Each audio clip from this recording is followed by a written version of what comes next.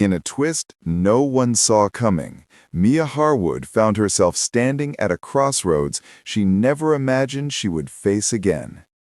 After years of building her reputation as one of daytime television's most respected hosts, Mia suddenly stepped away from the spotlight, all because of one man. Not just any man, Elias Rowan, her former husband, her first love, her forever complication.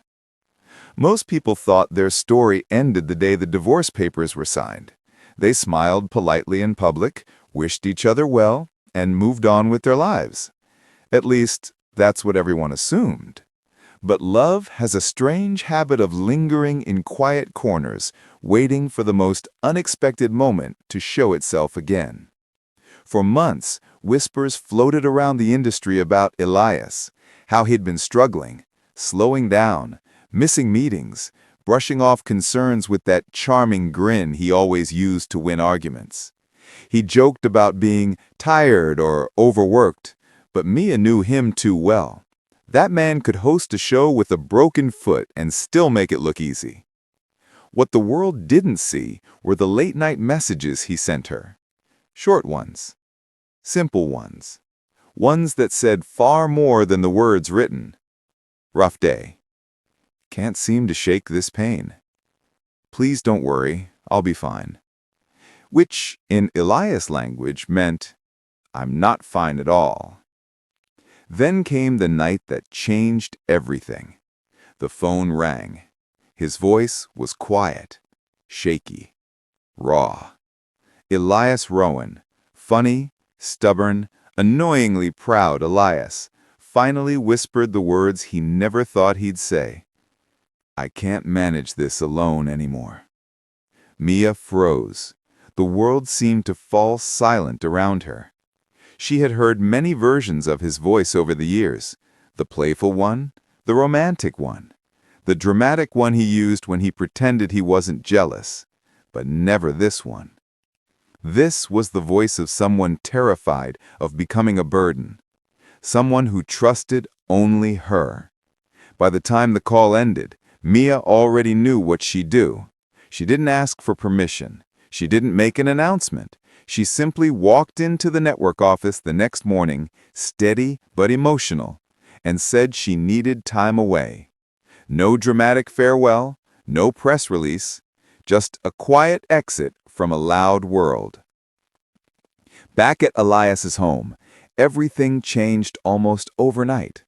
Mia spent her days helping him through treatments, doctor's visits, long afternoons of rest, and evenings when his pain stole his usual jokes. She organized his medication schedule with the precision of a military commander, rearranged his chaotic fridge, because apparently he thought cheese counted as a food group, and forced him to drink water like she was negotiating with a toddler. And somehow, between the seriousness and the stress, the two of them began falling back into their old rhythm. He teased her about bossing him around. She teased him about pretending to be helpless so she'd cook for him.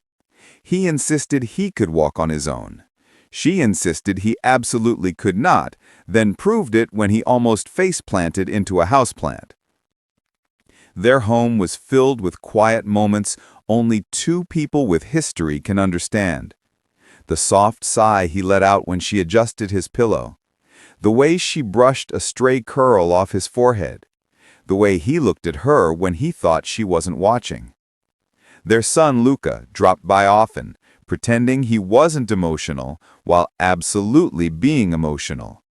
Watching his parents, two people who loved each other fiercely, even when life got messy, find their way back to something deeper than labels.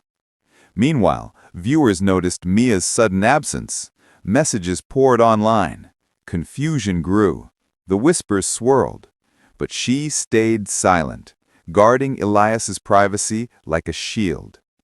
To friends who visited, one thing was clear. Mia didn't step back because she had to. She stepped back because she wanted to. Because sometimes love doesn't fade, it waits. Quietly. Patiently. Hopefully. And now, as the future remains uncertain, Mia Harwood is exactly where she knows she's meant to be.